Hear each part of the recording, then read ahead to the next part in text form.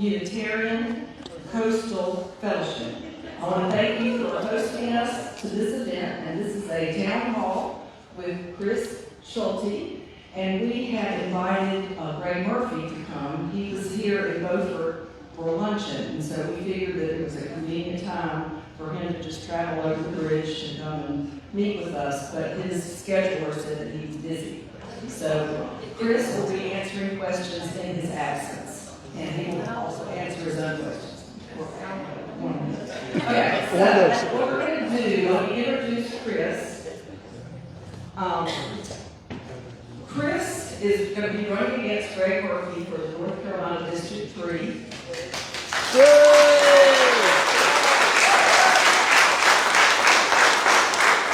We're very grateful that you allowed us to have your time tonight. I know that you're busy, he works full time, and we're hoping that we can learn more about him and his political views and how he will serve communities in North Carolina District 3. So Chris began his involvement in politics in 2016 after the birth of his first child. It was right around the time that Trump was elected for the first time, and it was just pretty life-changing for Chris. And I think that was when he started his interest in politics. So that spring, after the little baby was born, he got involved with the Onslow County Democratic Party. And he also served as the chair of the Onslow County Democratic Party and put his name on the ballot as a candidate for state legislature in a very gerrymandered district, ensuring that voters had a real choice, even in a so-called red seat. Chris is a full-time psychology instructor at Coastal Carolina Community College. He and his wife Shelley live with their two children, Evander and Amelia, in Richland, North Carolina. And I believe that's near Newburgh, is that? Or Jacksonville? Jackson. Closer to Jackson. All right. So, if you haven't done so before you leave, if you would sign in just so that we have an idea about who is here, that would be great. And we have questions. People have submitted various questions, and I have them on index cards, and I've given them to different people in the audience. So when the question time comes, I'll just kind of like point to one side of the room and hope it'll all work out. So anyway, let's welcome Chris. Give him a warm welcome.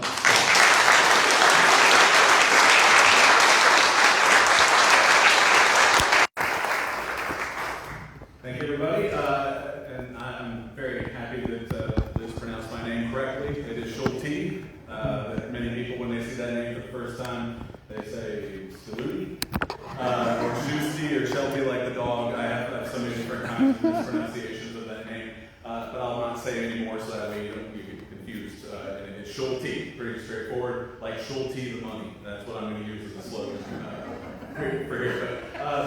As was also said, thank you so much for the church allowing me to use the space to give people of Carteret County and surrounding areas here a voice in order to be heard on a day that my coward of an opponent comes in, gives a little speech, and runs out of here. That's what he typically does. He tends to come on in and do those little meet and greets with a bunch of GOP folks. And then he takes off. As Liz was also saying, the reason that I got involved, because a lot of people are like, well, you're a psychology instructor, why would you run for office? And as she said, it was because my son Evander was born, and he was born the day after Donald Trump was elected the first time, on November 9th, 2016.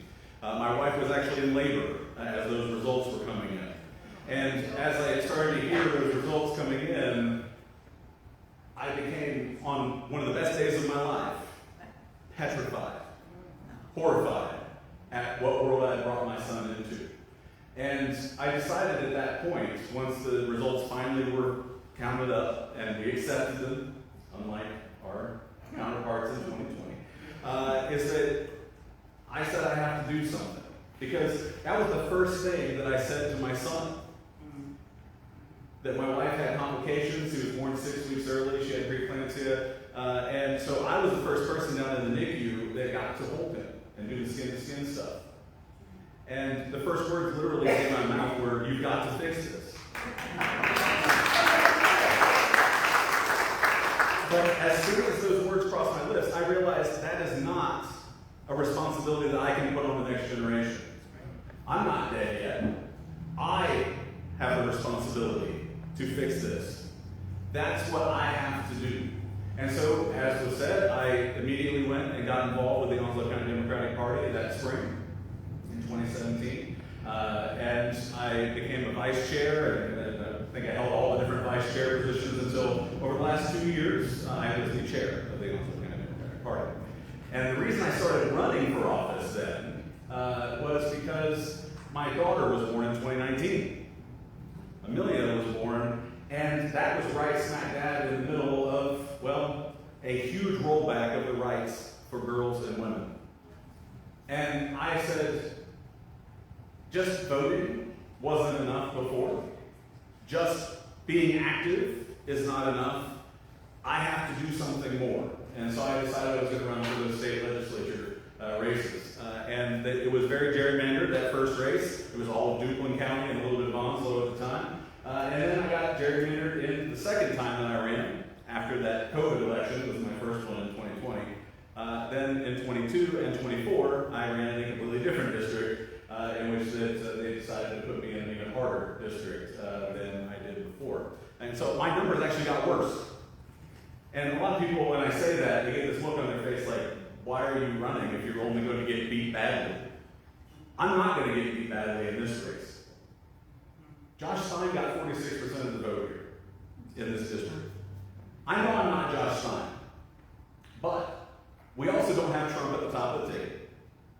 We also have a huge groundswell. The amount of people that are getting involved and the people that are so passionate right now are amazing in numbers. And so we really have a great chance at winning this seat, and we will win this seat next year. But I am going to need all of you. In which that I'm going to continue to say that tonight after I answer some of your questions and things like that, is that my call to action, they always tell us politicians, you got to have a call to action. Well, my call to action is for all of you to figure out exactly what I figured out that night that my son was being born. That you have to fix this. Because I can't do this alone. I certainly don't want to do this alone. Because the way I look at leadership is not that I tell you what you all need to be doing. I'm a trained counselor. My belief is that we all know ourselves better than anybody else. And that we need a support that walks beside us in this tribulation of life. And so what I hope you're able to do is to walk beside me in this. In whatever ways that is helpful for you. If you've got the money, great. Donate, please. If you have the time, please spend it out there telling people about my campaign. But the other part of that is that I really need you to just be with me. Tell me always what it is that you need. Because for too long, we've had no voice in D.C. Even when we had Walter Jones, who by all estimation was a decent Republican.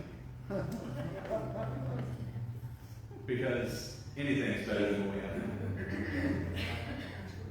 But I need you with me in this process. And that's why I'm doing these town halls across the district, which is a very large district for those of you who don't know. I had my first town hall out in Clinton, out in Sampson County. That's as far west as we go. I've been up in Greenville and Pitt County. I've been out in Dare County, on the Outer Banks.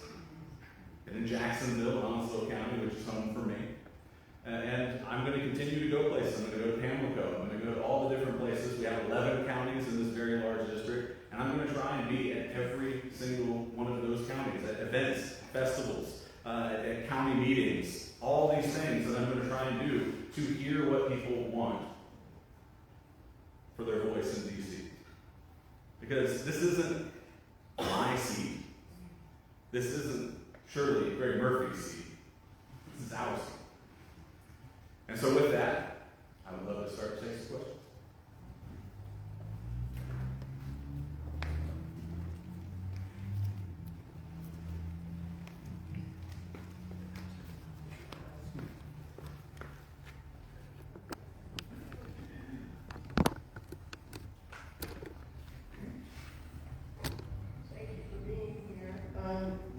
support Planned Parenthood, protecting women's health?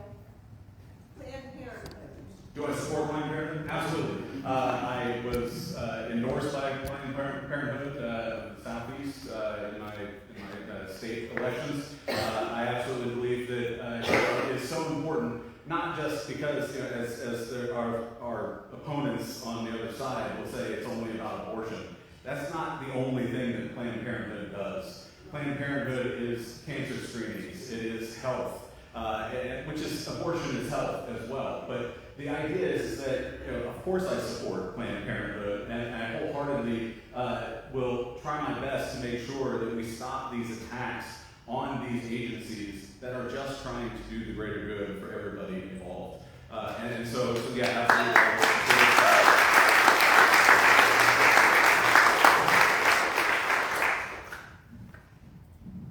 Thank you again for being here.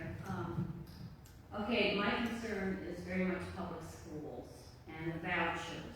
And is there any way we can go erase what damage has been done, or what can be done about that? It sounds like public money going to private schools, which I thought was not supposed to be right. I certainly am against the voucherization and the privatization of our schools. The problem is that that's very much a state legislature issue, and that the biggest thing I think a lot of people have a misunderstanding about and really have not made enough noise about the killing of the Department of Education is that they think that the Department of Ed is making curriculum decisions. They are not. The Department of Ed is mostly in charge of student loans. They are mostly in charge of helping out with students with disabilities and learning disabilities in the classroom. They help to organize all of that. And so when it comes to the privatization, that I think that that's a much bigger issue, obviously, that we need to continue to focus on, is that we need to stop privatizing everything. But I think that it really goes to a bigger issue as to like what my opponent believes versus the way that I believe about the role of government in our lives, is that my opponent believes that the government is too big. He believes that the government is waste, fraud, and abuse, which means really, because the government is us, he's saying that you're a waste, you're a fraud, and you're an abuse of the system. And that what we need to do is we need to push back on that narrative. We need to show people that government does work when you're not sabotaging it at every turn. And so I absolutely would do anything I could at the federal level to try and make sure that we are not privatizing our schools. But as it currently stands, that is with the states, and it has been the whole time. Yeah. Thank you for being here. How will you fight and defend our democracy when it appears to be under attack by the current administration and it's not going to stop? I'm desperately afraid for our democracy. I'm afraid of all of those things that got me into politics is exactly why I ran. It's because I saw that coming. Is that Donald Trump and those that support him, they don't care about the rule of law. They don't care about the way that this country has run for the whole time. He's a disruptor. But the thing is that what we're going to do about it is exactly what we're doing here tonight. Is that we are not going to sit back and let him take it. We are not going to let Project 2025 take everything from us. We are going to fight it tooth and nail. But one of the first things that has to be done is that when I'm elected next year, I'm going to go up to DC and we are going to push for, because I'm hoping that a whole bunch of Democrats get elected with me, so that way we have super majorities. We're just patriots that want to fix this. We'll take anybody, even Republicans, if they choose to grow a spine. But we have to go up to DC and we have to return Congress to a co-equal branch. The legislative branch needs to be co-equal. We need to make sure that we are pushing back And what that's going to mean probably is that we have to create an amendment that defines what the presidency actually is. Because our founders, when they wrote the Constitution, they had no idea that somebody like Donald Trump would ever get through the primary process. They had no idea that the electors would ever allow somebody like that to get into office. And so we have to define it now differently because of Trump. That's unfortunate, but we have to. And so certainly being able to put those guardrails in place, that executive orders can't just be used in fiat, ruling by fiat. There are no kings, as everybody's saying they come out on the 14th. We're having a no kings rally. That's fantastic. I'm reading it. The other thing is we have to absolutely make sure that we get money out of politics. That if we do not do that, we are not going to be able to maintain any gains that we make. Because the billionaires and the other ultra-rich are just going to continue to push back. And so unless we put that in place as well. And the third thing that I would certainly do is to create, you don't have to recreate the wheel, is the John Lewis Voting Rights Act. We need to end gerrymandering. We need to make sure that we have universal voter registration. Is that if you are a citizen of this country, there is no reason that you should have to go through a process to go vote. That is absolutely ridiculous. And so it's time when we turn 18, you get to go vote. Congratulations. I mean, I don't understand why we have to make this so hard to vote. I mean, I know why the Republicans want to make it so hard to vote. But that is not the America that I see and want for my children. And so those are kind of the three main things that I would say have to happen immediately or as quickly as possible in the meantime. And I think that we have, unfortunately, even some of the Democrats up there currently in D.C. are not ready to make that fight. And so I hope that our voices will kind of spur them on to get that going sooner rather than later. Because, certainly next year, if we continue on this path, it'll be even harder by that point in time to say it. Thank you. What are your ideas for fostering job creation in this area? For job creation, is that we need education. I mean, it goes certainly back to the question earlier about public education, is that we need to make sure that we have a pipeline of workers being trained, in which that, something that's been continually said over the last couple of weeks, especially with this fight between the Trump administration and also with Harvard, is that there's this big backlash. People keep saying things like, oh, we've got to fight back against the elites. Well, the thing is that we are a service-based economy. And that the services need training. And we also, even if it's technology or any other kind of even trade, they need training. And so to be pulling funding, federal funding for grants, for research, or for scholarships, to not be bringing in people from other countries that have ideas and have the ability to really fuel our research in those areas, that we're really doing a disservice. In which that, ECU just got R1 status for research, right? Just in time to probably have it be taken away because, well, we're pulling all the money back. And so if you don't have any other problems, you're not going to be able to have we also need to have infrastructures in place, especially here in the East, in which that we need to continue to build on that infrastructure, in which that we need better highways to get here, high-speed rail to help us get back and forth from the triangle, I think would be really helpful. And so being able to bring that money back here to the East, here in North Carolina, I think would be a really important factor.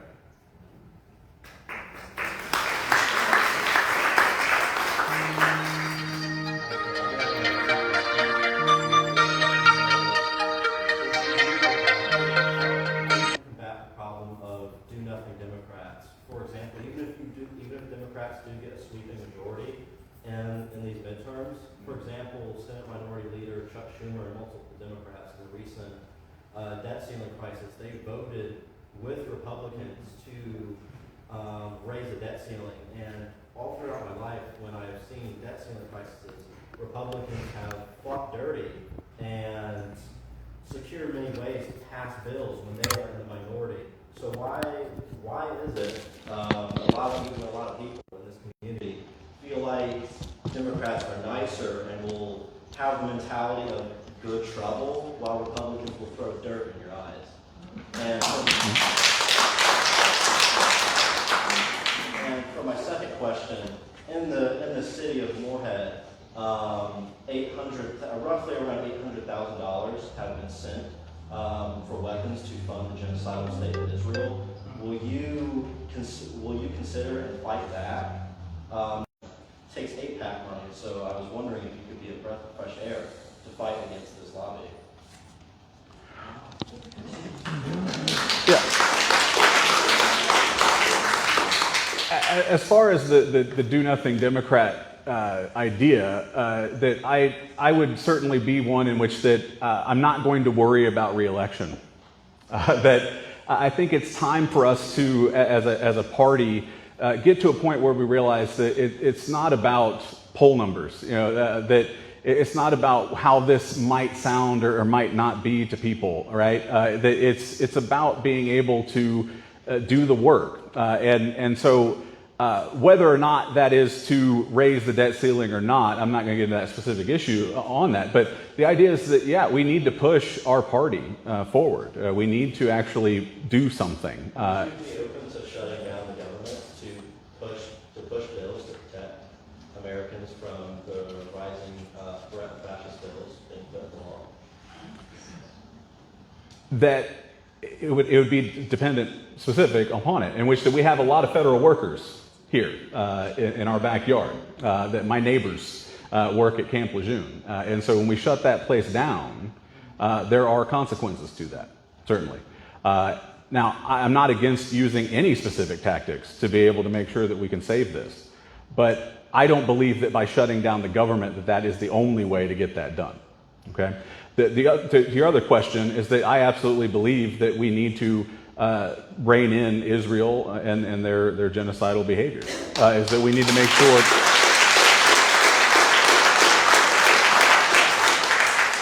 sure that we are acting as an ally, because they are our ally, but we cannot allow them to continue to do those kinds of behaviors. So would you work with different members of Congress to fully end all aid to the state of Israel and use that money to help people in this county? I don't think that cutting back all aid to any country is a good idea, especially when they're our allies. What we're going to do now is we're going to answer questions that people have, and if there's time at the end, Sure. we can entertain multiple questions, if that's okay. Yep. Adding on to your question earlier, I wanted to ask, how can public education be strengthened and supported as a college student relying on financial aid? How can we strengthen financial aid, you mean? Well, I think that one of the first things that we have to make sure that we're doing is that we're not cutting back from that. And that by messing around with the Department of Ed and moving things around, and then threatening our universities and colleges anytime they speak out in a way that the emperor doesn't like, that we have to make sure that is stopped. I mean, again, that would be part of making sure that the executive branch is reined in, that they're not allowed to make those kinds of threats. I mean, I would think that's against the law, but the fact that our courts have been so wounded, and with the big beautiful bill or whatever the heck they're calling it now, that within there, they're weakening our federal courts and their ability to fight back with these judgments that are keeping that judicial branch co-equal. But as far as being able to make school more affordable, I certainly believe that we need to make sure that we are at minimum making community colleges free, making that a whole system federally. If not, then moving to state schools as well at the university level. That I don't know the specific numbers of what that would look like overall, but I think that has to be an aspirational goal. Because once we save the democracy, as was asked earlier, and we get through these crises of the world that we're currently dealing with, we have to then figure out, well, what do we want this country to look like going forward? And that one of those things that I certainly would want as an educator at the college level is to make that more accessible to every single person.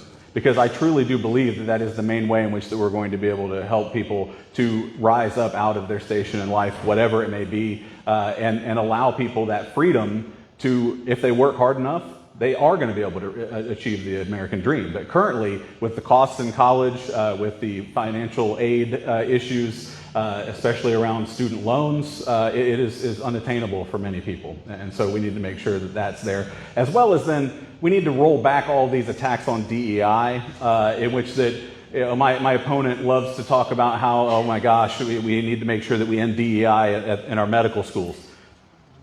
What he really means is that we just need to stop people of color from becoming doctors, is what he's really saying. And I've had enough of these, you know, not even really dog whistles, because I mean he's just blatantly blowing a whistle saying, hey, look at me, I'm racist. Because he also says that about Medicaid. And I don't mean to get away from your question, but he also says about Medicaid, he says, I've seen a whole bunch of people come through my office that I know don't deserve to be on Medicaid. Well, how does he know that? How does he know that? Well, it's one of two things, I think, for him. Is that one, it's either the racist part and the classist kind of idea, in which he thinks that he can look at somebody and realize whether or not they should be on Medicaid. Or he is willfully breaking the law, in which that he knows these people should not be on Medicaid, yet he is still charging Medicaid. Both could also be true at the same time. So I don't know. I'll let you make that decision. But I certainly believe that as far as higher education is concerned, is that we need to follow the rest of the world, especially Europe and Canada, to make sure that we make it much more accessible than it currently is. All right, just a bit of a preamble. Some of you are way younger than me.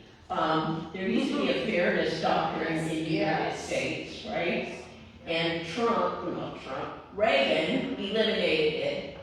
And so my question is, what are your thoughts about introducing legislation along the lines of the fairness doctrine that would require broadcasters to present balanced, unbiased facts about controversial issues? Yeah, with the fairness doctrine, you know, that this basically, I was born during Reagan's first years in office, and so I've been living my whole life under Reaganomics and Reagan's policies that have led us to this point. And that I think you can solely point to him and really say he was the reason for Trump.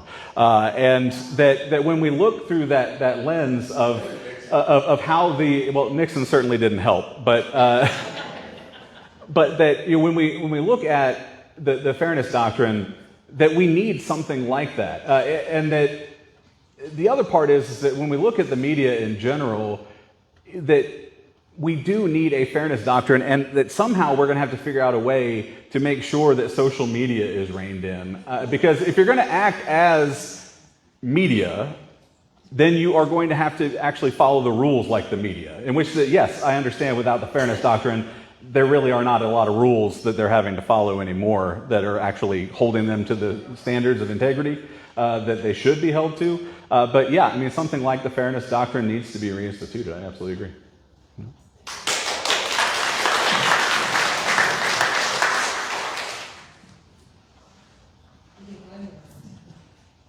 So what is your stand on the EPA and the environmental protection of our natural habitat? Well, obviously I support it because, you know, certainly here in the East, with all these forever chemicals that are just flowing through our rivers and our wetlands being destroyed, that with climate change, the water is rising, and you know that I know that everybody's like, well, the water didn't rise as much as people said it was going to. That doesn't matter. The fact is we've killed so many plants that are in those barrier islands and things like that. The islands themselves are going away. I know in Onslow County, we've got North Topsail, the beach is basically eroding away. And so, the EPA is going to be absolutely necessary to be able to help us maintain that. Because if the beach is gone, where's a lot of our economy here in the East? If we have a hurricane come through and those barrier islands don't have enough vegetation on them, it's going to cause horrible flooding like we've already had from hurricanes coming through.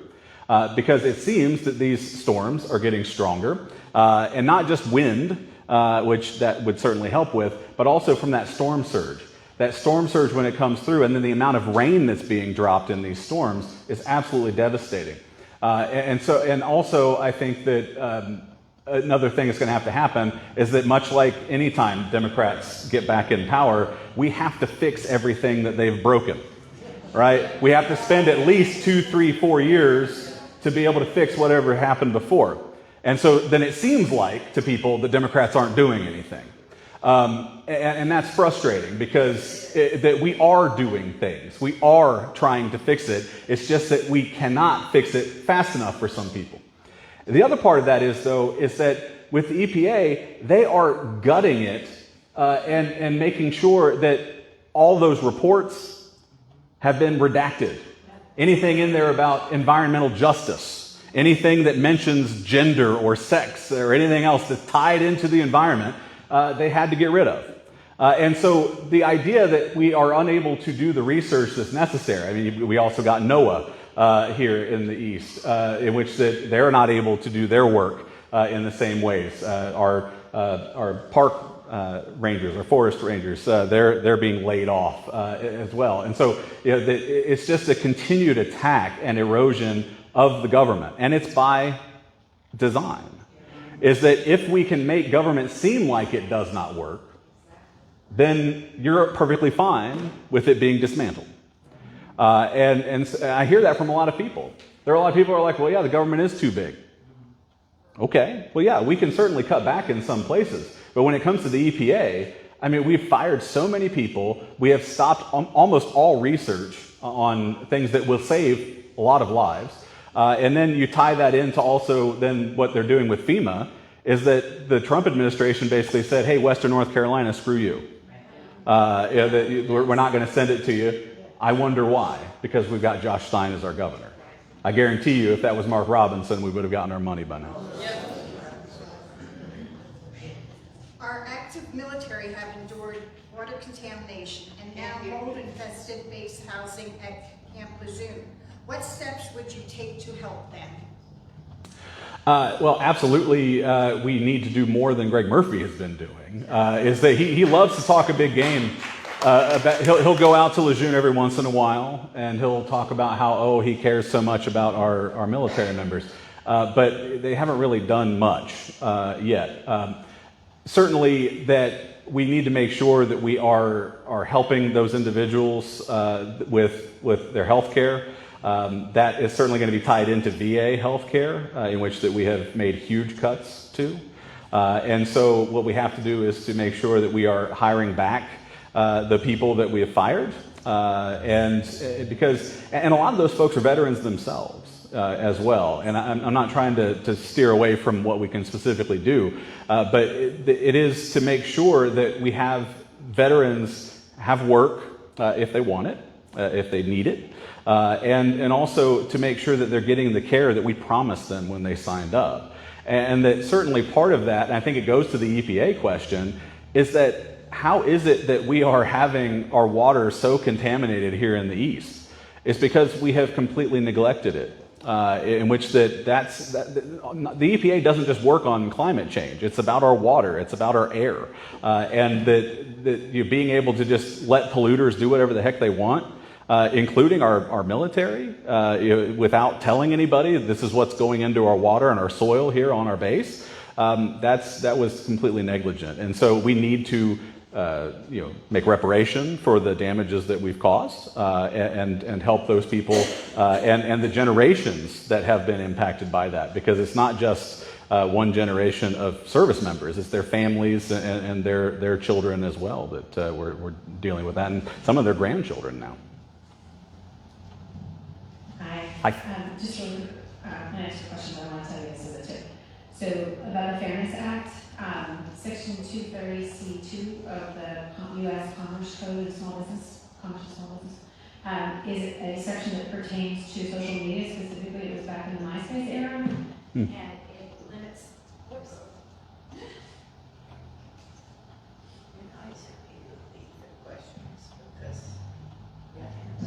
It limits the liability of social media companies from having to, I guess, police, for their lack of a better term, those who publish information. Mm-hmm. If we could eliminate that code, that would solve our problem. Europe does not have this problem because they don't have that kind of code. So Right. the question I have is, where would you start to overcome the harm that's been inflicted by this, or is going to be inflicted by this big beautiful bill, specifically on East North Carolina? There's a lot of damage that's coming. That one of the first areas is that we have to make sure that we're getting people covered for their health care. I think that's going to be point number one in the big beautiful bill, as they seemingly call it.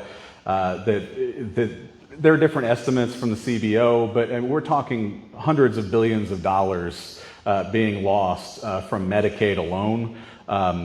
Also, SNAP is going to lose a lot of money. And so when we're talking about people's health and their ability to have food, I think that's a very important first step, is to make sure that we protect that as best we can.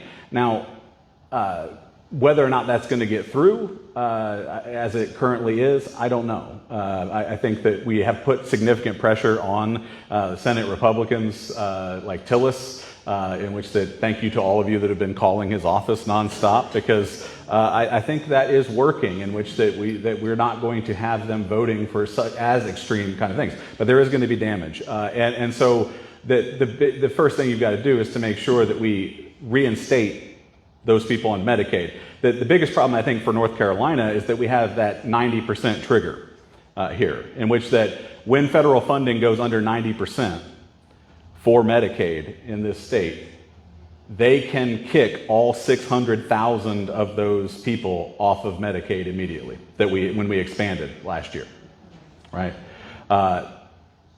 That cannot happen, that we cannot allow that to happen. But obviously that's a state legislature issue, and so we need to make sure that we get state legislature folks to go up to Raleigh and start fighting against that there. But it's going to take a full front approach to it. But I think that saving medical care for the poor, for our children, it's mostly children that are receiving those benefits, and this idea that they're not working, these work requirement things, that's going back to the Reagan era with welfare queen kind of stuff, in which that these people are working. If they're able to work, they are working.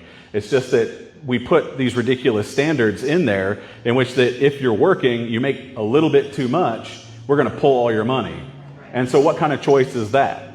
Is that, am I going to just stay in the terrible job that I'm in and go that route? And so what that really means then is that, like I said, is that once we save it, once we do kind of the triage of making sure that we save Medicaid, Medicare, Social Security, all that good stuff, is that we need to plan for the future. We're going to need a single payer system of some sort to make sure everybody is covered. If that means that we kind of bridge that gap from Medicaid up to Medicare and kind of keep bringing down Medicare for all, whatever that looks like, however we got to do it, we have to do that.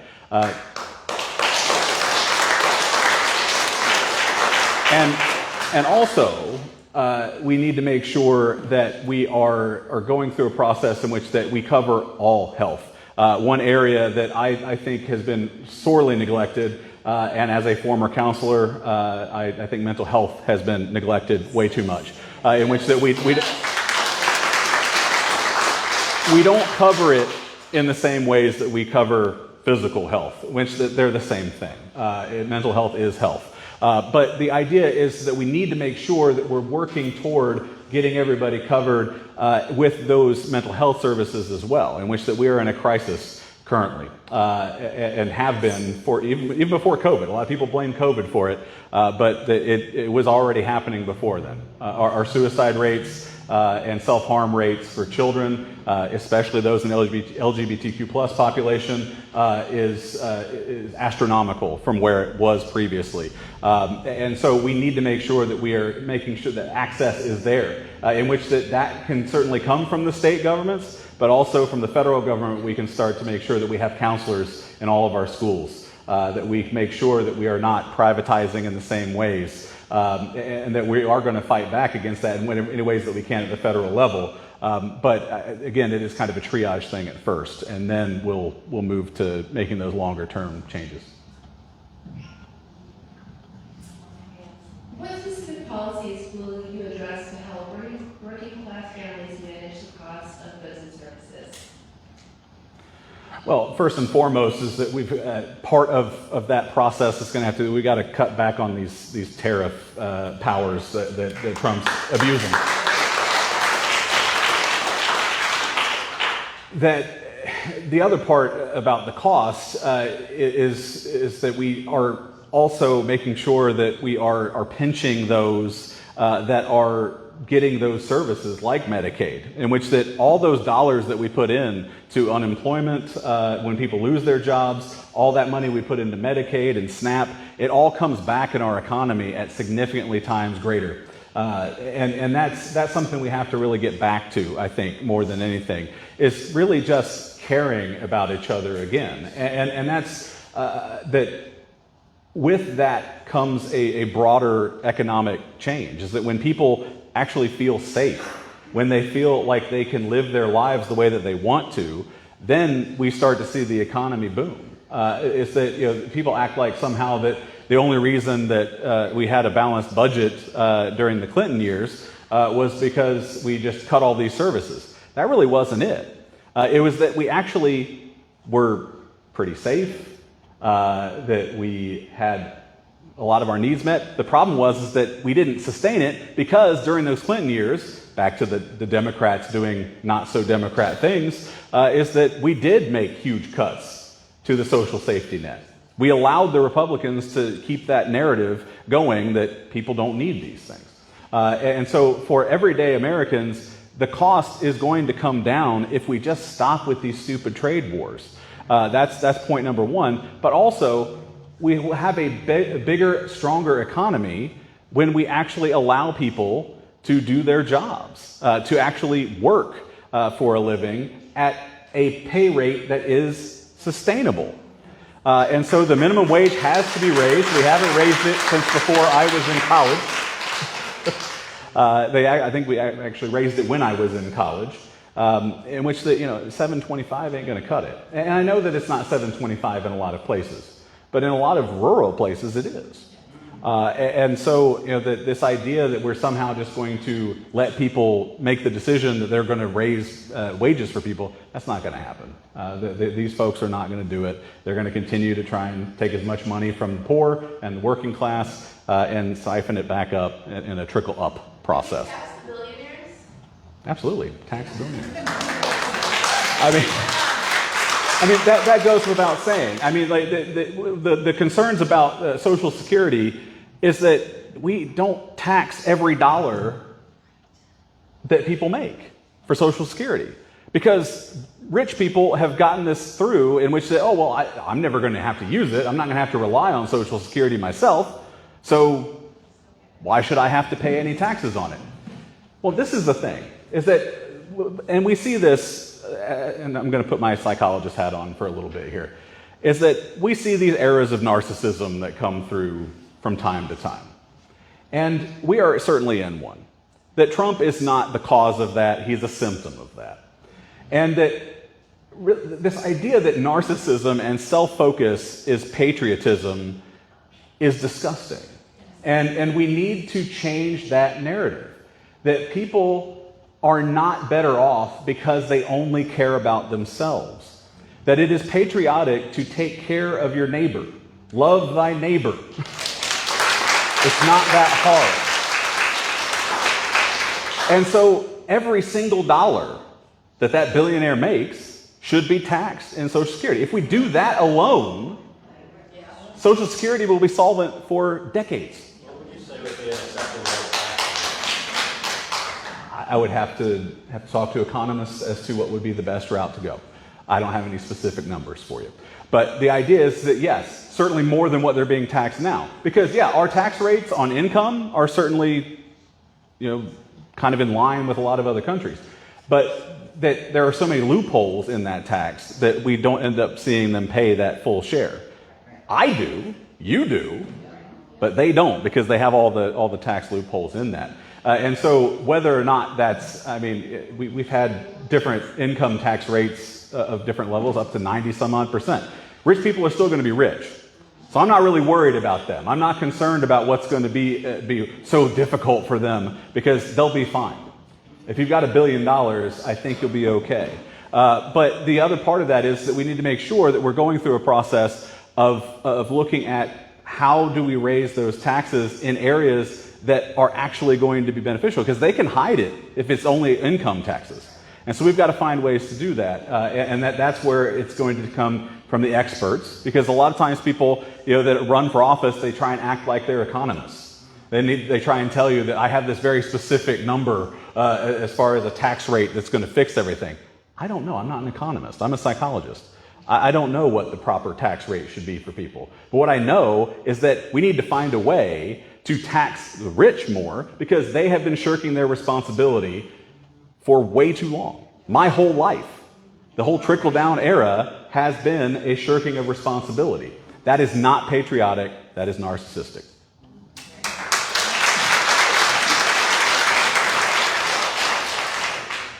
On that, I'd just like to say, if the rich say they don't want to pay Social Security because they don't use Social Security, and I say, well, I don't want to pay taxes for defense because I'm not in the military. It's ridiculous. But, yeah, it's not a la carte. Yeah. My question is, do you support USAID, and if so, why? Yeah, I do. That just like I said before, is that it's our responsibility for rich folks to be patriots. We also need to be good stewards of this planet. And so USAID, we need to be able to make sure that we are, as the superpower, that we need to help others. Again, it just boils down to that we used to be a leader in the world in that area. We used to be the one that you could count on, that our allies could count on. We aren't that anymore. The rest of the world is looking at us and saying, where has America gone? And that we need to show back up again, especially in areas that are going to need that aid first and foremost. And so I think that we need to make sure that we're, again, bringing those essential services back. So I definitely support bringing them back to the level they were at before, and then possibly increasing in certain areas. Thanks for being here.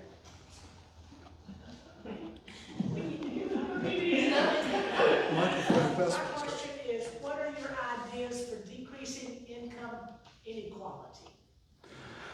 Well, I think that we need to make sure that we are penalizing these corporations that are just moving out of the country, for one. That when they are leaving, we should not be giving them benefits for that. Trump does that, even though he says he's tariffing and things like that. But we're causing people to leave more and more. And so the income inequality, I think the education is part of it. We need to, again, focus on education. We need to become leaders in the world again in education, which we have not done for a very long time because we're too worried about putting the 10 Commandments in our classroom and teaching people that there was some validity to the Stop the Steal movement in 2020. And January 6th was just a field trip. Those kinds of things. But I digress, is that education is going to be important. We need the training for the next generation of jobs. We also, though, need to make sure that we're understanding that the world of work is changing, and that if we continue to stay behind the curve here, we're going to be left behind. And so I'm certainly open to some discussion about whether it be a universal basic income, making sure that we have, again, education being able to be in place for all people, not just those that can afford it. And I'm not just talking trade schools, as the Republicans certainly are. They all seem to think that college should just be a trade school. Well, I have no problem with trades. Trades are great. But we don't need all plumbers and HVAC workers. That we're going to need more than that. And that in a service economy, which we mostly are, we are getting to a point where a lot of that is already being taken over by AI. And so we need to be very much aware and progressive in that discussion as to what is the world of work tomorrow going to look like. And we need to be proactive in thinking about that, just like we should have been proactive in climate change and a lot of other things that we've seen coming for decades, and we just have not done enough. Because I guarantee you that other countries like China are thinking about this stuff. And if we are truly going to continue to be the superpower in the world, we need to be aware of that. But certainly raising taxes on people that can afford it is going to have to be important, because if you don't meet the basic needs of your people, income doesn't matter at that point. Because if you're sick, the income is going to be lost. If you are unhappy because you're depressed and you don't have the wherewithal mentally to be able to overcome that, you're not going to be able to make the income as well. But there are all those things that need to be done. Over here. There was a time when CEOs only made 20 times more than the lowest wage earners. Yeah.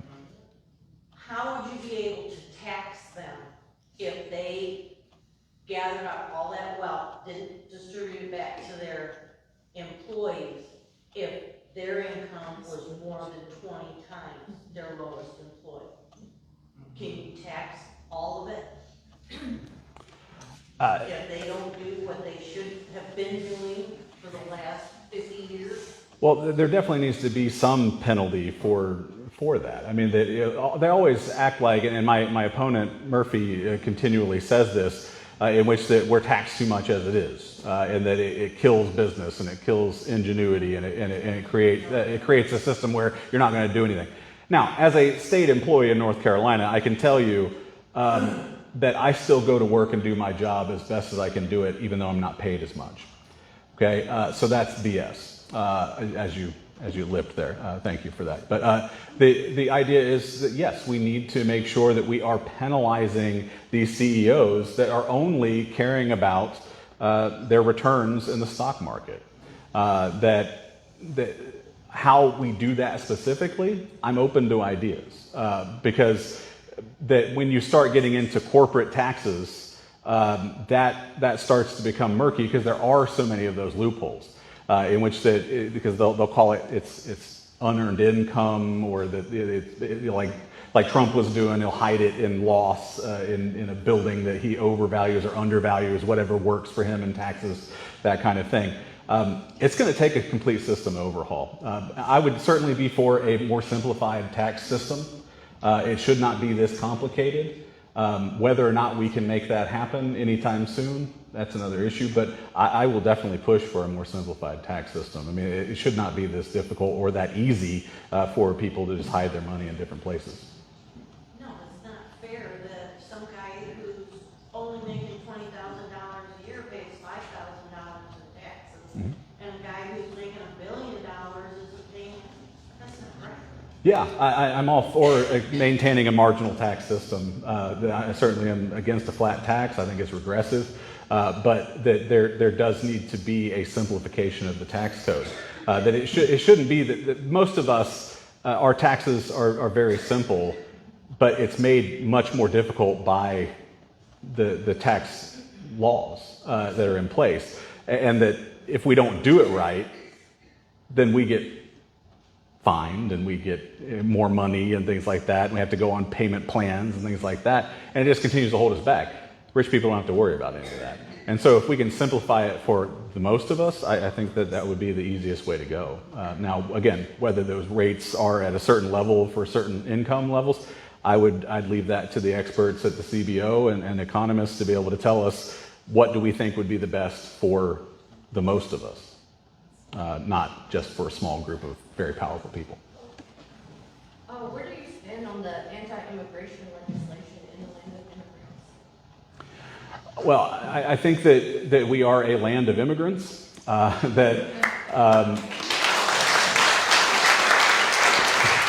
as much as I bag on Reagan, I mean, the guy even did say that we are the shining city on the hill. He actually was for, as well as George H.W. Bush, were for being able to help people to become citizens much more easily. Is that it's perfectly fine to have a border and a secured border, but we need to make sure that we are making it possible for immigrants to get in this country. It is next to impossible right now for people to do it legally. We've done it before for Europeans.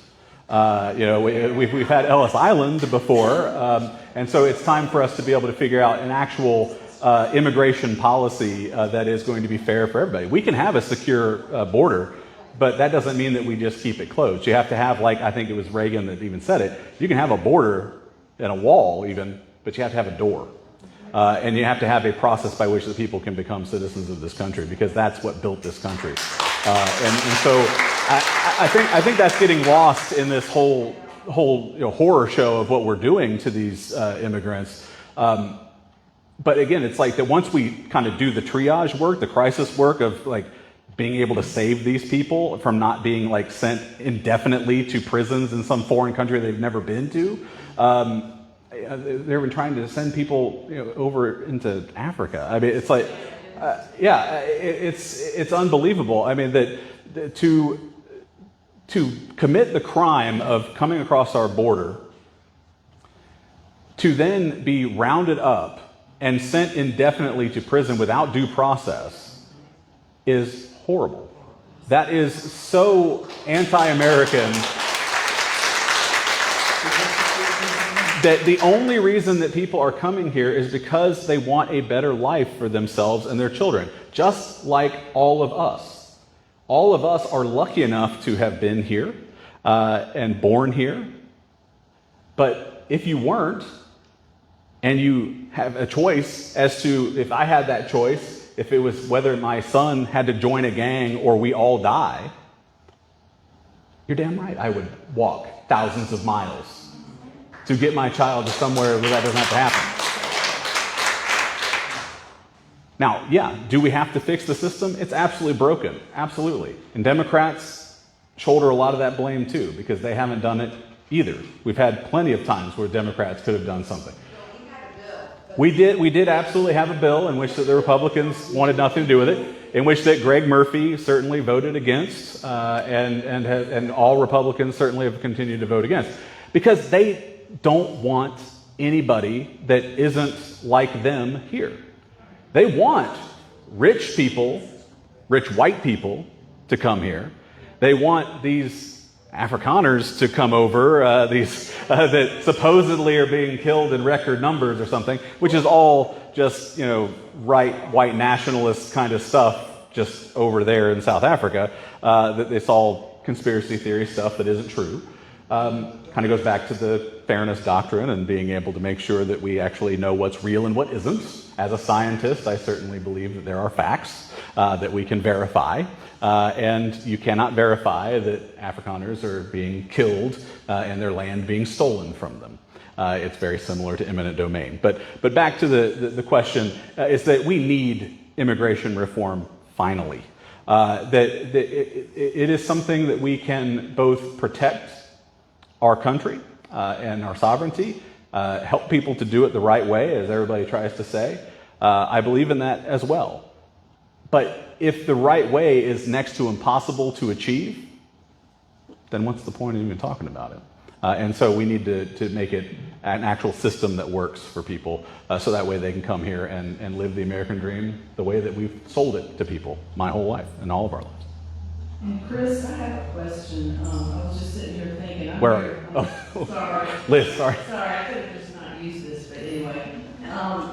I'm sure you're aware that we're having a really difficult time getting young people involved in our politics and interested in politics. Do you have any ideas on what we can do to improve that?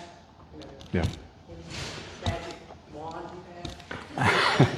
I wish I did. But what I can tell you is that I work with a lot of young people at my job every day. And that I think one of the biggest problems is that people don't really know what those issues are. In which that, I'm not saying that some young folks don't know. I mean, there are a lot of folks that do know. But they're hearing what's going on social media. They're not exactly aware of maybe the background of the issues that are there because they haven't been educated in it. I'm not saying that this is some sort of willful ignorance. And that so many people that I talk to are like, well, I don't do politics. I don't talk about politics. It's not important to me. And I think the only way that we're going to be able to break through that is to help people to understand that when we talk about these policies, what does it actually look like in reality for everybody in their everyday lives? You know, that was the same question I got at the District 3 convention because everybody has that same question. How the heck do we get people out to vote, especially young people? But it's not just young people that aren't voting. It's that I'm 43, and in elections past, I will go on certain websites and I'll see, well, how many 42-year-olds last year had voted up to that point in early voting. And tiny amounts. And so I'm an old millennial, right? And so us millennials are moving into our middle age that we're not voting. You know, under the age of 50, people aren't voting. And a lot of people are going unaffiliated now.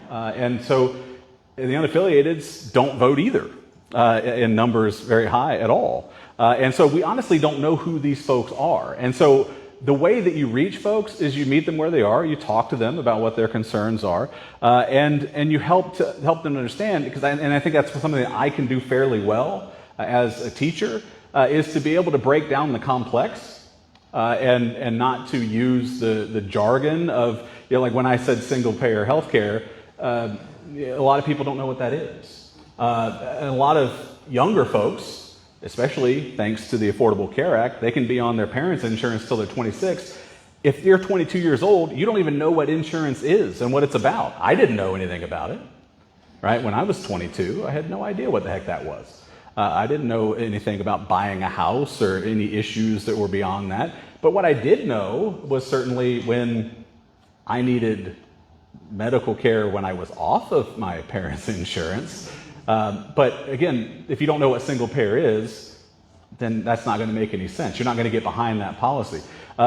If people have those issues, you have to be able to listen to what they're saying and then try and figure out a way to help them with that. And so I don't think it's just young people in general. I don't think that it's any one category of people that we have to reach. We have to reach as many people as we possibly can. That we had millions upon millions of people not vote, go in a downward direction this last time and the time before. And that's something that we're going to have to reckon with, and we're going to have to listen to folks. I get it. But I don't think it's just focusing on the young, because we lost a whole heck of a lot of people age 65 and older too. Traditionally, black people tend to vote Democratic. And as I look around this room, I don't see any black people in here. And I think that there's something that we can do there, because together we could be better and be stronger.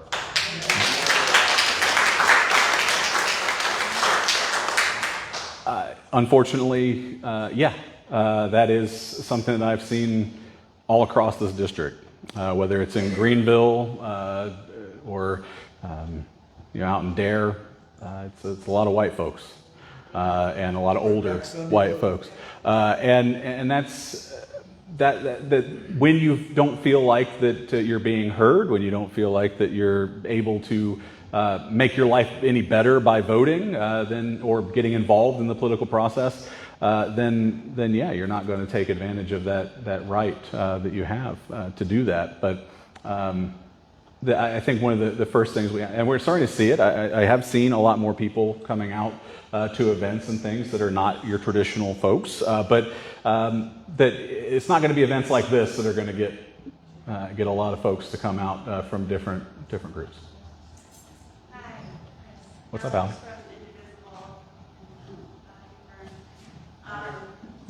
So Indivisible sometimes is able to pull a different kind of population to become a little bit more engaged. Sure. Can people hear me without that? There are people that are 65. It's not working.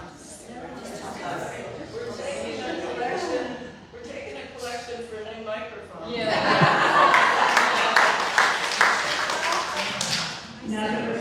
Yes. So, Indivisible, because it New microphones. partisan, Mm-hmm. and because we do things differently, we can pull in people from different areas of life and different populations.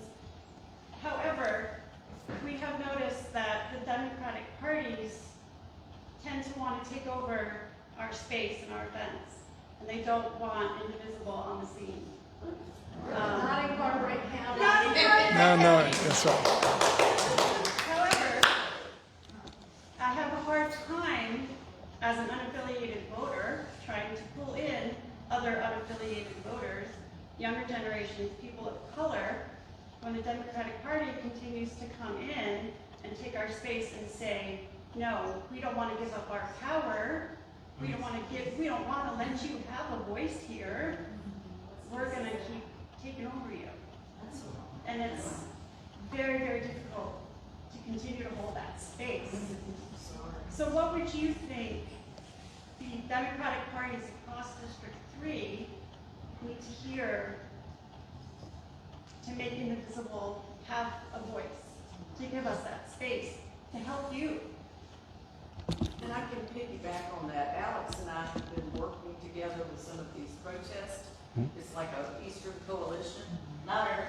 It's like an Eastern coalition between Craven County and Pamlico County and Carteret County. And I think we're stronger in numbers. She is unaffiliated. She represents Indivisible. I represent myself. I also represent Indivisible Carteret County. We just started the chapter. But I'm also a Democrat, and I'm an elected official. I'm the third vice chair. So I wear lots of hats, but I think if we only focus on having these events as Democrats, we're going to miss a whole lot of That's the beauty of the Democratic Party bringing in these progressive groups, because that's where we've got to do that. We can't be doing like what we've done.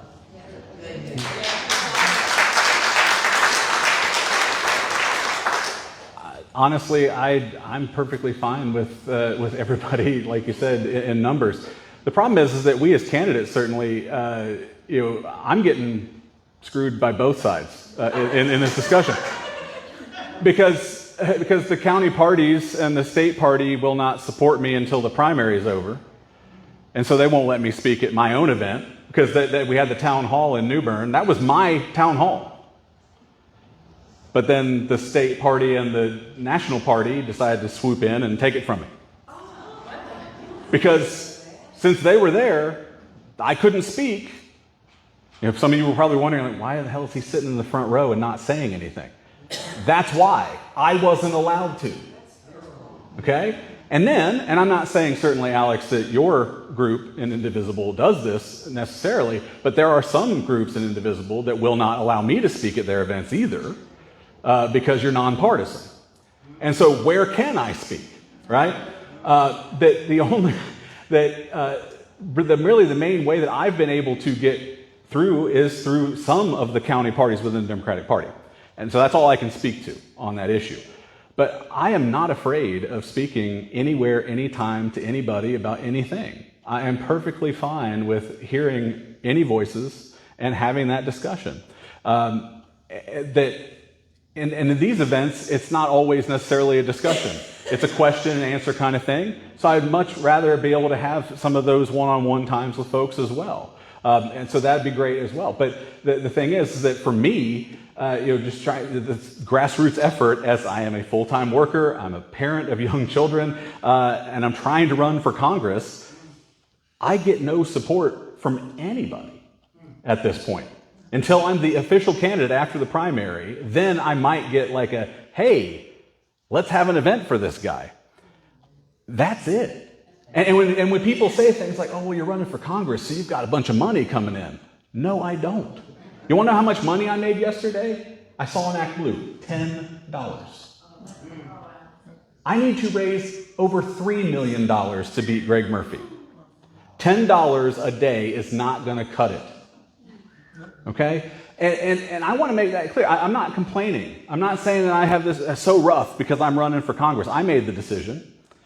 But the thing is I think so many people don't really understand how difficult a job this is. So many people were like, when I was chair of the Onslow County Democratic Party last year, people were saying, why didn't you run anybody against Greg Murphy? This is why nobody runs against Greg Murphy. This right here is the infighting. It is the not getting any money from people. And I get it. Times are tough. We're in economic uncertainty. The East is not exactly a place where a whole bunch of people have a ton of money that just is liquid for them right now. But it still is there. I mean, people probably in this room have given significant amounts of money to Josh Stein and Roy Cooper. They haven't given it to me, and that's okay. I'll earn it. But the thing is that I think that, and I know it's a long-winded answer and it didn't directly get to your question, Alex, but that I think that we need to stop. I mean, that I think one of the biggest problems is that it is that grouping that is the problem. And that's, I think, a human problem. That's my main theme in my introductory psych course, is that, especially in the social psych chapter, groups are the problem. Is that once we start looking at ourselves as fundamentally different, that's where all of our problems start. And so we need to stop talking about it not as indivisible or 50-51 or the Democratic Party or these groups. We have way more in common than we have differences. And yes, we may disagree on Israel-Palestine, or we may disagree on certain things, but this kind of virtue signaling, litmus testing kind of stuff has to stop. We cannot keep fighting each other because, oh, well, your group didn't let my group come here and you didn't believe this way on this one issue, or you said this one word the wrong way and that kind of stuff. That is destroying us. We're destroying ourselves from the inside. We are all on the same team. We need to act like it. And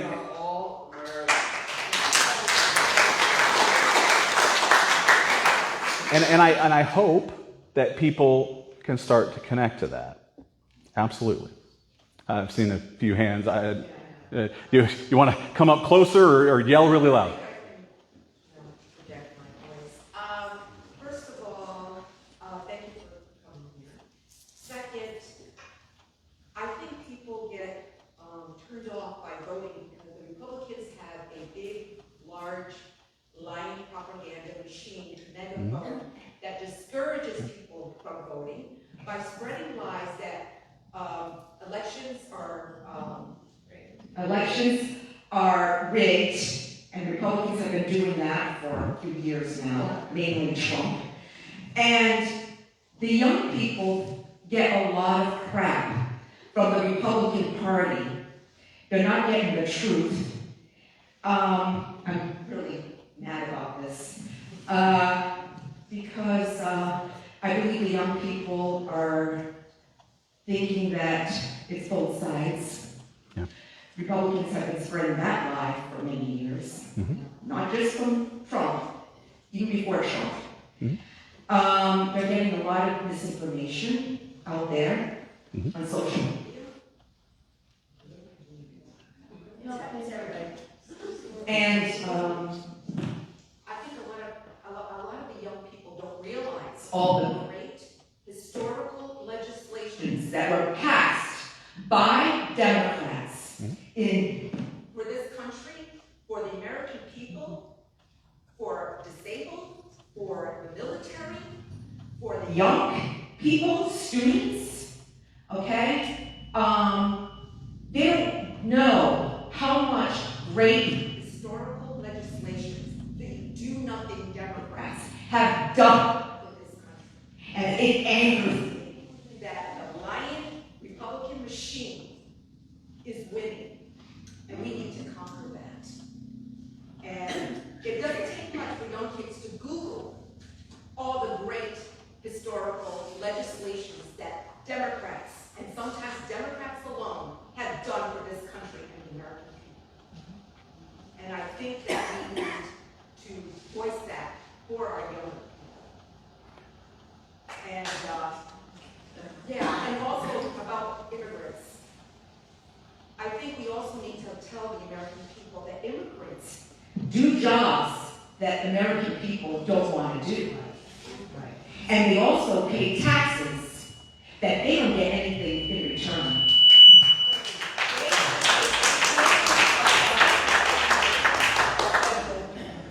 Tax payments that they don't receive anything for it. Billions of dollars. And we need to put that out there too. Thank you. Yeah. I agree that our messaging needs to be much more personalized. We need to make sure that we are getting to a point where we are helping folks to see, that if you were able to get a Pell Grant, where did that come from?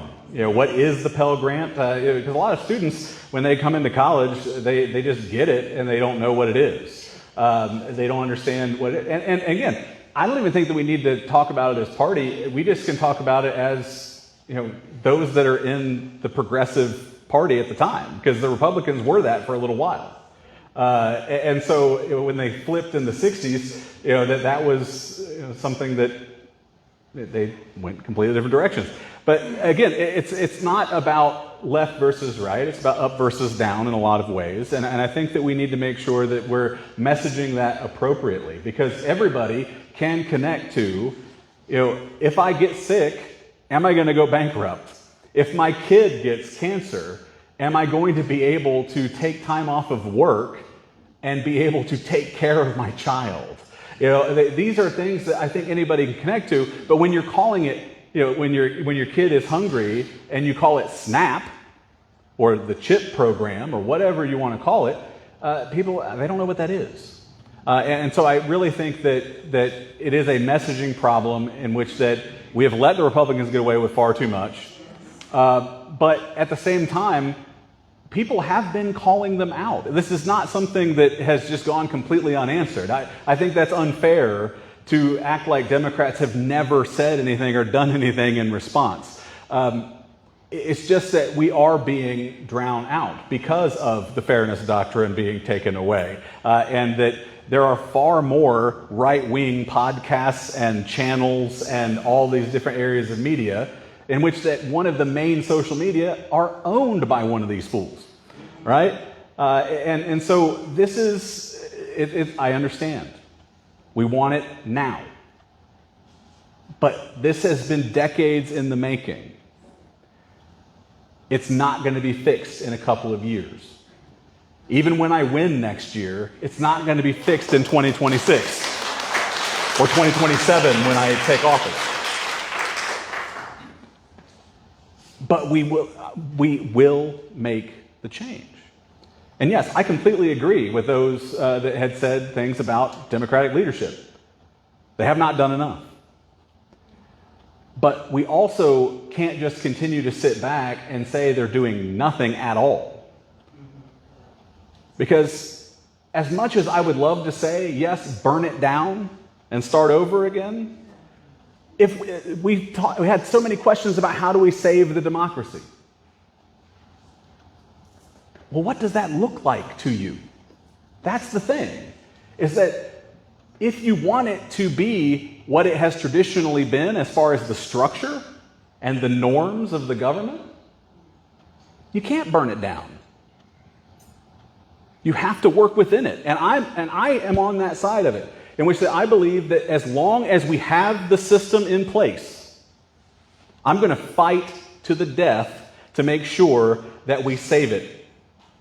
But that does not then mean that once we save it, we then sit back and do nothing. I completely agree with you on that. But again, that's not just on people like me that want to go to Congress. That's not just the people that want to be the President of the United States. That's all of us. Is that I want to make sure that you go back to what I said in my opening remarks. Is that the only way that any of this works is if you each make a decision to fix this. I can't make it happen alone. Even if we got supermajorities, we can't make it happen alone. That we have to push our politicians. We have to push our neighbors. We have to push our family members. We have to educate our friends and family members and our neighbors. That's all going to be important. But again, I can't do that alone. I've taught thousands of students in the 20 years I've been teaching. Did I reach some of them? Absolutely. But that's just a drop in the bucket. I'm no hero because I do that. That's just what we each have to do. We each have to do our part, whatever that looks like. And some of you, you can't go to events because you are working, or because you've got a sick grandparent that is living with you now, or a sick parent that you're taking care of. Or like my nephew, who is on Medicaid. It's just called something different where he lives. He's got a rare genetic disorder in which he needs care 24/7. And so my brother-in-law gets to stay home with him and take care of Henry every day. Medicaid helps to pay some of the costs of that care from home. And they also, my brother and sister-in-law, they get some respite care because of that. He also gets to go to horse-assisted therapy and musical therapy and all these different therapies and things like that. All that's gone if Medicaid gets cut. And then what? Then you're going to have to hire somebody to stay at home with my nephew, Henry, to take care of him 24/7. Or you then are now just a one-income family in a world where that isn't doable anymore. That's how I think we reach folks. Is that we have to help people to realize is that when you talk about Medicaid cuts, a lot of people are like, that won't impact me. It may not impact you directly, but I guarantee somebody in your family it will. Your neighbor it will. One of your kids' friends will. Okay? Lauren, yeah? Got something? Yeah. Something that's been increasingly alarming, actually, ever since 2016 when Trump started his run, was the creeping authoritarianism, the vilification of minority groups, the attacks on free speech, free press, now the illegal deportations, even now a military parade, and specifically about Greg Murphy that fries me, is his clear disdain for half of his constituents. Even recently, someone was asking him on camera, how do you feel about the budget cuts? And he says to them, who dressed you this morning? Yep. What? He Yeah, he says, who got you dressed this morning? Yep. There's a video that's going to go viral. Oh. Or threats. That's what he said. Yeah. So, I guess that's just my more of a comment more than anything is my concern that, you know, this country is going in a direction that I fear that it's not going to be able to come back from. Well, I agree that that's the direction that we're going in, but we're going to stop it together. That we are going to make sure that by voting, by protesting, by calling these folks. Greg Murphy has changed. He has done a teletown hall that actually was a week before actually advertised. Whereas usually he does one, but it's at like 9:30 on a Monday, and he tells people at 4 o'clock in the afternoon on Monday. He does. But baby steps. I mean, this is a guy that has done nothing in his 3 terms up there in D.C. He doesn't talk to anybody. And that's the thing, is that I will guarantee you today that if you help me get elected, I will hold these kinds of events regularly. I want to talk to folks. I want to be transparent. And again, I'm not worried about getting reelected. If you do the work, you will get reelected. And so my other ask certainly is that please, if you want to see me succeed, if you want me to go to DC and make these changes that we're talking about, I do need that help. I need fundraisers. I have my QR codes out there on the table that go straight to my ActBlue. You can write checks. I just need a little bit of information from you if you do that. But any little bit helps. And especially from a large group like this, it's even littler that I need from each of you to be able to pay the bills. And I just want to say one really quick thing. I know Lynn's about ready to, Liz is trying to kick me out here. I get it. We're at time. I think we're getting close to 7. So I will let you folks go. But there is a system called NGP Van that we use to be able to keep all of our data, especially on voters. And we use something called Vote Builder to be able to find, like when we all go out knocking doors or making phone calls and that kind of stuff, for candidates like myself, we have to go into Vote Builder to get that information. Well, NGP Van is the thing you have to buy to have that. It is not free. The National Party sure as heck doesn't give it to us for free. And at the federal level, especially in a race like mine, they don't even know that District 3 exists. Okay? They don't care about us. No one's coming to save us here. But that NGP Van costs over $1,100 a month. $1,100 a month. Okay? That's just one of my costs every single month. And so again, I am not downplaying the $10 that some of you could give, or $5, or $1, or $3 a month. I sincerely thank you for that.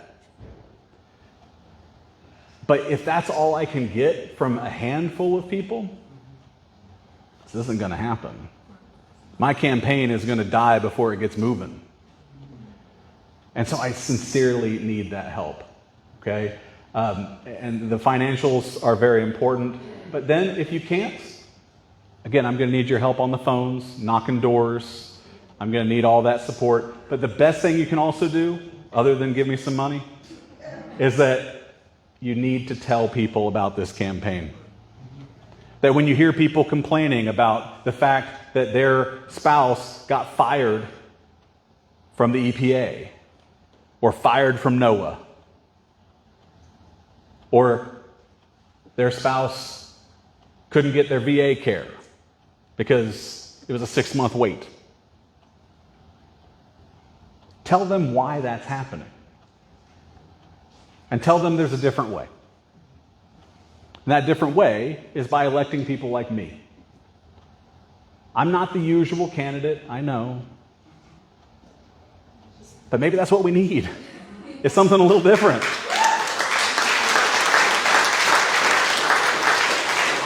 And so I sincerely thank you all for coming out tonight. I would love to continue the discussion with all of you. If I didn't answer your questions, certainly come talk to me afterward, as well as then I have my cards out there. Email me with questions. Give me calls. I will try and get back to you as soon as I can. But just understand that when people like Greg Murphy have a staff, I don't. I'm at work all day, like you. Okay? And so I will try and get back to you as quickly as I can. But thank you all so much for coming tonight. I'm Chris Schulte, running for District 3.